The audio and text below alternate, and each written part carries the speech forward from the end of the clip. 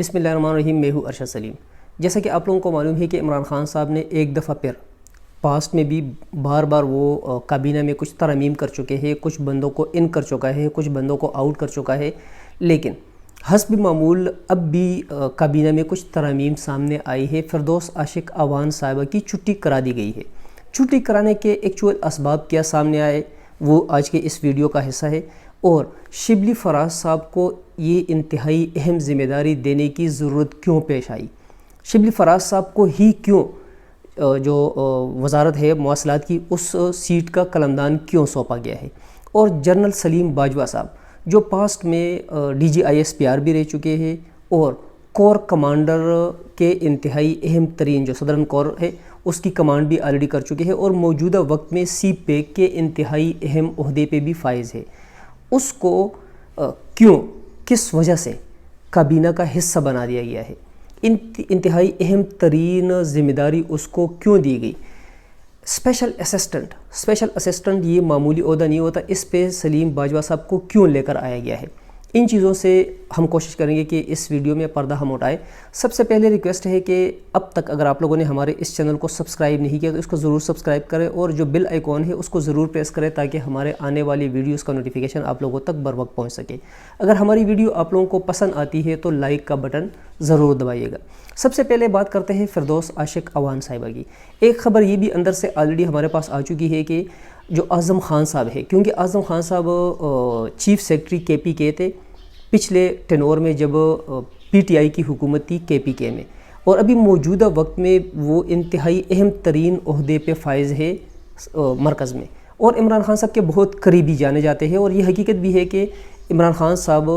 کا اعظم خان کے ساتھ ایک انتہائی اہم ترین اور دلی لگاؤ ہے، اور اس میں بھی کوئی شک نہیں کہ اعظم خان صاحب میں کچھ بہت زیادہ اہم ترین گٹس ہے، اور پاکستان کے لیے وہ ایک سافٹ کارنر رکھتے ہیں۔ پچھلے دن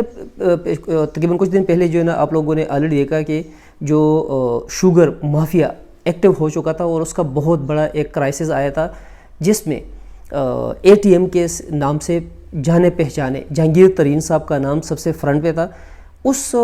کیس میں بھی اگر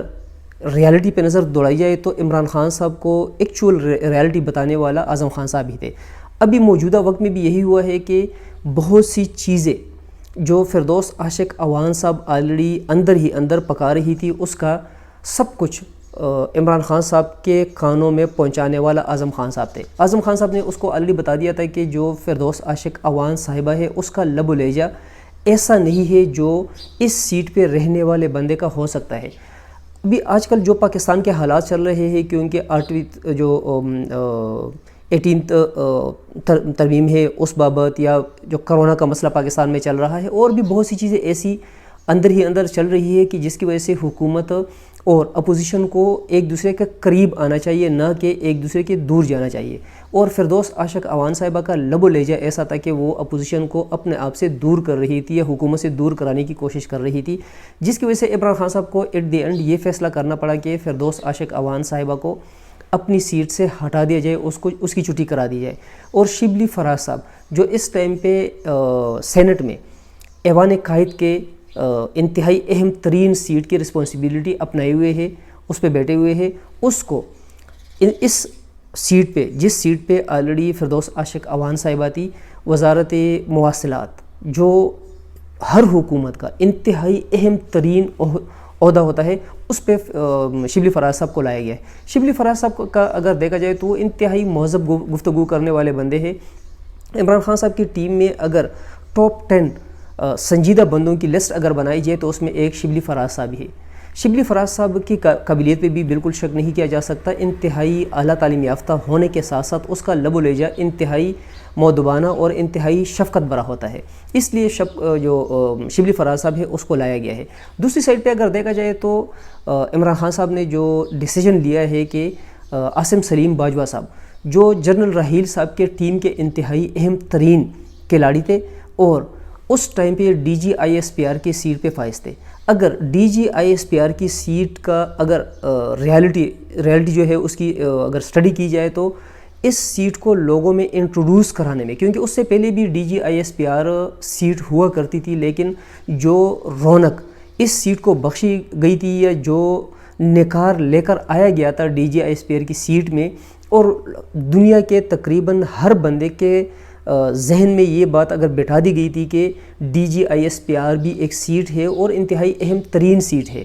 اور لوگوں کے ساتھ اس کا اٹریکشن کا واقعہ ہونا چاہیے تو وہ عاصم سلیم باجوہ صاحب ہی تھے، کیونکہ جنرل رحیل صاحب کے ٹائم پہ جب D G I S P R Asim Bajwa صاحب میڈیا کے سامنے آتے تھے تو ایسے مہذب طریقے سے وہ گفتگو کرتے تھے کہ لوگ حیران ہو جاتے تھے کہ ایسا بھی D G I S P R ہو سکتا ہے کہ جس کے منہ سے ایک ایک نکلنے والا لفظ دل پہ ڈائریکٹ اثر کرتا ہے۔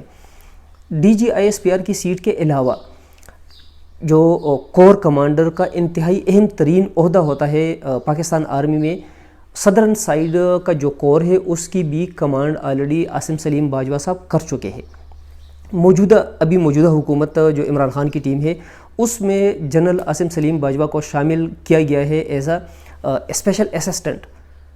اسسٹنٹ کے طور پر، اس لیے آج کل ضرورت آن پڑی تھی کہ آرمی کے ایک ایسے بندے کو لایا جائے جو کہ انتہائی مہذب ترین بندہ ہو، انتہائی قابل ترین بندہ ہو، اور بہت زیادہ اعتماد کا رشتہ اس کے ساتھ وابستہ ہو۔ حالانکہ جنرل رحیل صاحب کے بعد